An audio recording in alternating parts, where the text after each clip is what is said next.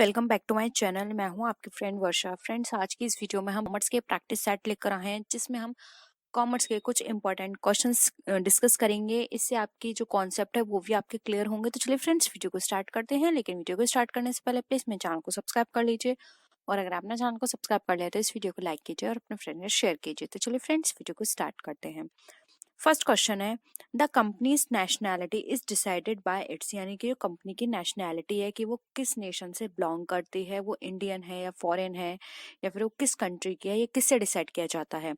उनके share holders से, registered office से, या फिर उस जगह से जहां पर ये बुक जो अकाउंट्स हैं वो रखे गए हैं, या फिर none of the above. Friends देखिए, ये इंग्लिश में है, मैं आपको हिंदी में बता रही हूँ, तो इससे आपको प्रॉब्लम नहीं होगी, क्योंकि मोस्टली स्टूडेंट्स बोलते हैं कि इंग्लिश में डिस्कस करो, कुछ बोलते हैं हिंदी में।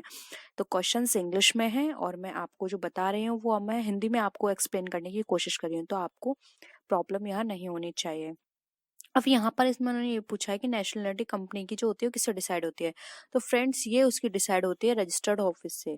कोई भी कंपनी जहां भी रजिस्टर्ड हुई होगी वो वहां की कंपनी कहलाई जाएगी। तो यहाँ पर ऑप्शन 2 आपका यहाँ पे राइट आंसर है। नेक्स्ट क्वेश्चन पे आते हैं। नेक्स्ट क्वेश्चन है हमारा, the statutory meeting of a company is conveyed, यानी कि जो स्टैट्यूटरी मीटिंग होती है कंपनी की वो कब होती है? वंस इन अ ईयर, यानी साल में एक बार। Once in the life time of the company, यानी कंपनी की पूरी लाइफ में एक बार। वंस इन 6 मंथ्स, यानी कि 6 महीने में एक बार। वंस इन 3 मंथ्स, यानी कि 3 महीने में एक बार। तो फ्रेंड्स, जो स्टैट्यूटरी मीटिंग होती है वो कंपनी की जो पूरी लाइफ होती है उसमें सिर्फ एक बार होती है, इसलिए यहाँ पे ऑप्शन 2 आपका राइट आंसर है। नेक्स्ट क्वेश्चन पे आते हैं। नेक्स्ट है, pooling of interest is a method of, यानी कि जो पूलिंग ऑफ इंटरेस्ट मेथड है वो किसका मेथड है? Valuation of inventory, calculation of purchase consideration, accounting of amalgamation, या फिर वैल्यूइंग गुडविल। तो friends, pooling of interest method की बात की जाए तो ये मेथड है अमलगमेशन की, अकाउंटिंग का। तो ऑप्शन 3 आपका यहाँ पे राइट आंसर है। नेक्स्ट क्वेश्चन पे आते हैं। फ्रेंड्स, इस क्वेश्चन के अंदर हम बात करेंगे, which account will be debited with the nominal values of shares when shares are issued to promoters for the service offered by them। यानी कि हम यहाँ पर बात कर रहे हैं कि ऐसा कौन सा अकाउंट है जो कि डेबिट होगा नॉमिनल वैल्यू से शेयर की, जहां पर हमारे जो शेयर जो होते हैं वो इश्यूड किए जाते हैं प्रमोटर्स को उनके द्वारा सर्विस देने पर। तो ये क्या कौन से एक्सपेंसेस कहलाए जाएंगे? प्रिलिमिनरी एक्सपेंसेस, असेट्स अकाउंट, या फिर गुडविल अकाउंट में डेबिट किए जाएंगे, या फिर शेयर कैपिटल से। तो फ्रेंड्स, यहाँ पर ये बात की जा रही है कि जब हम प्रमोटर्स को इश्यू करते हैं शेयर उनके द्वारा सर्विस देने पर, तो ये एक तरह से गुडविल का वो शेयर कैपिटल का पार्ट होता है यहाँ पर। तो फ्रेंड्स, यहाँ पर अगर हम इसके राइट आंसर की बात करें कि इसका जो राइट आंसर ये होगा, तो फ्रेंड्स इसका जो यहाँ पे डेबिट की जाएगी वो की जाएगी यहाँ पे गुडविल के अकाउंट से। तो फ्रेंड्स, यहाँ पे जो ऑप्शन 3 है वो आपका यहाँ पे राइट आंसर है। क्योंकि फ्रेंड्स, यहाँ पर हम ये काम क्यों कर रहे हैं? क्योंकि जो हमारे प्रमोटर्स हैं उनके लिए यहाँ पर ये इनको इश्यू किया जाता है कि यहाँ पर जो प्रमोटर्स हैं उनको इश्यू करके, क्योंकि यहाँ पर वो उनकी हेल्प करते हैं कंपनी की जो वैल्यू होती है उसको इंक्रीज करने में। तो यहाँ पर इससे उनकी इंक्रीज होती है वैल्यू कंपनी की, इसलिए यहाँ पे गुडविल के फॉर्म में यहाँ पे शो किया जाता है उनको डेबिट करके। तो ऑप्शन 3 आपका यहाँ पे राइट आंसर है। नेक्स्ट क्वेश्चन पे आते हैं। बहुत ही सिंपल क्वेश्चन है, the purpose of accounting standard 1 establish standard S2, यानी कि जो अकाउंटिंग स्टैंडर्ड 1 है वो किससे रिलेटेड है? The desirable accounting policies, the fundamental accounting assumptions, या फिर डिस्क्लोजर ऑफ अकाउंटिंग पॉलिसीज, या फिर प्रिपरेशन ऑफ फाइनल अकाउंट्स। तो फ्रेंड्स, अगर हम बात करें हमारे अकॉर्डिंग टू अकाउंटिंग स्टैंडर्ड 1 की, तो फ्रेंड्स ये पार्ट होता है हमारा डिस्क्लोजर ऑफ अकाउंटिंग पॉलिसीज का।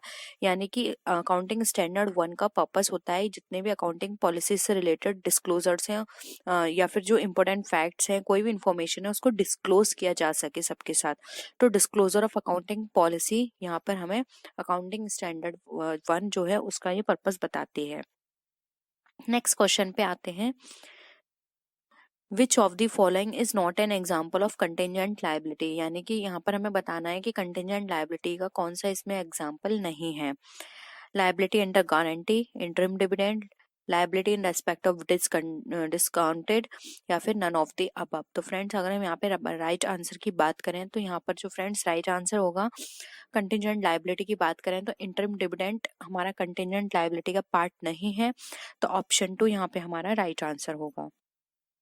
नेक्स्ट क्वेश्चन पे आते हैं।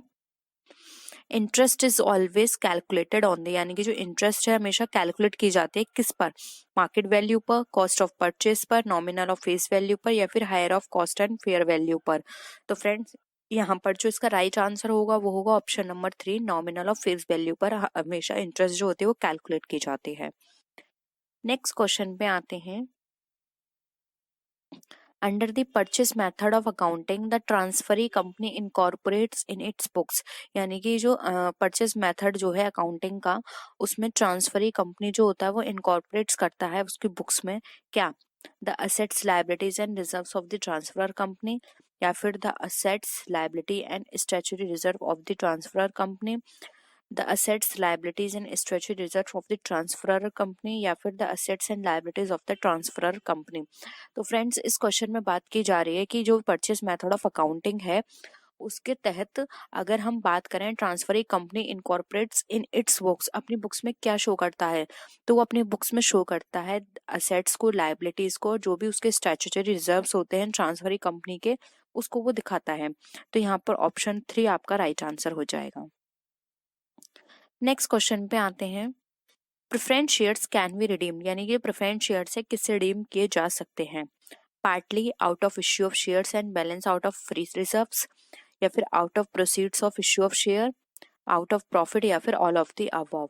तो फ्रेंड्स यहाँ पर अगर हम बात करें प्रेफरेंस शेयर के रिडीम होने की, तो फ्रेंड्स प्रेफरेंस शेयर को हम पार्टली इश्यू से भी कर सकते हैं, या फिर आउट ऑफ प्रोसीड जो कि जो इशू किए गए हैं शेयर उसकी प्रोसीडिंग से भी, आउट ऑफ प्रॉफिट से भी, या फिर यहाँ पे जो ऑप्शन 4 है वो राइट आंसर होगा, क्योंकि ये 4 थर्ड 3 जो मेथड दे रखे हैं इनसे हम अपने प्रेफरेंस शेयर को रिडीम कर सकते हैं।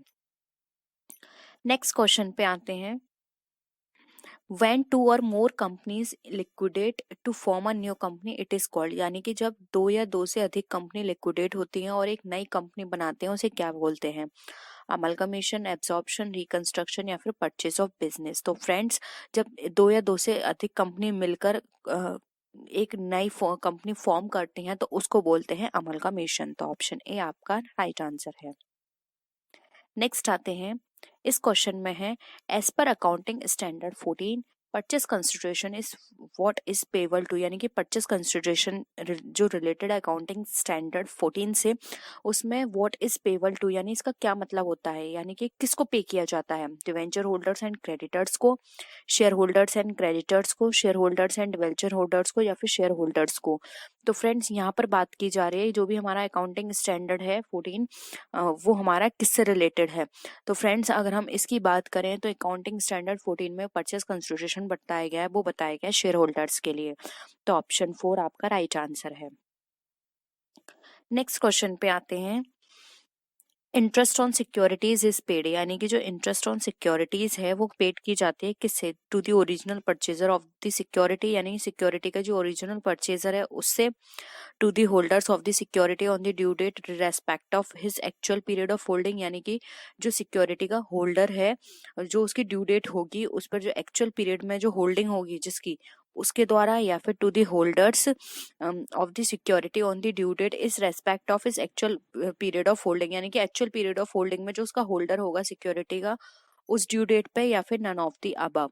तो फ्रेंड्स अगर हम बात करें इंटरेस्ट ऑन सिक्योरिटीज पेड, तो फ्रेंड्स ये पेड की जाती है होल्डर को, जो भी सिक्योरिटी का होल्डर होगा ड्यू डेट पर, irrespective of is actual period of holding. ठीक है, तो यहाँ पर जो राइट आंसर होगा वो होगा ऑप्शन नंबर 2। फ्रेंड्स यहाँ पे इररेस्पेक्टिव है, इररेस्पेक्टिव, ठीक है, रेस्पेक्टिव की जगह इररेस्पेक्टिव है, तो यहाँ पे ऑप्शन 2 आपका राइट आंसर हो जाएगा। नेक्स्ट क्वेश्चन पे आते हैं। अब फ्रेंड्स इस क्वेश्चन में यहाँ पर हमें बताया गया है कि and reduce world are to be shown in the balance sheet as per the requirements of, यानी कि जो एंड वर्ल्ड यूज है वो हम किसके अकॉर्डिंग शो करते हैं बैलेंस शीट में, कंपनी लॉ के अकॉर्डिंग, इनकम टैक्स के अकॉर्डिंग, अकाउंटिंग स्टैंडर्ड के अकॉर्डिंग या फिर सेबी के अकॉर्डिंग। तो फ्रेंड्स अगर हम यहाँ पर बात करें एंड रिड्यूस वर्ल्ड की, ये शो किया जाता है बैलेंस शीट में, तो फ्रेंड्स ये शो किया जाता है कंपनी लॉ के अकॉर्डिंग। तो ऑप्शन ए आपका यहाँ पे क्या हो जाएगा, राइट आंसर हो जाएगा। नेक्स्ट क्वेश्चन पे आते हैं, Which of the following reports have to be submitted before the company's annual general meeting as per the Companies Act? यानी कि फ्रेंड्स यहाँ पर ये बताया गया है कि ऐसी कौन सी रिपोर्ट्स है जो कि सबमिट हो जानी चाहिए कंपनीज एनुअल जनरल मीटिंग के पहले ही, according as per the companies act. यानी कि कंपनीज एक्ट के अकॉर्डिंग एनुअल जनरल मीटिंग होने से पहले ऐसी कौन कौन सी रिपोर्ट हैं जो कि सबमिट हो जानी चाहिए। Directors report, auditors report, profit and loss account and balance sheet, या फिर ऑल ऑफ द अबव।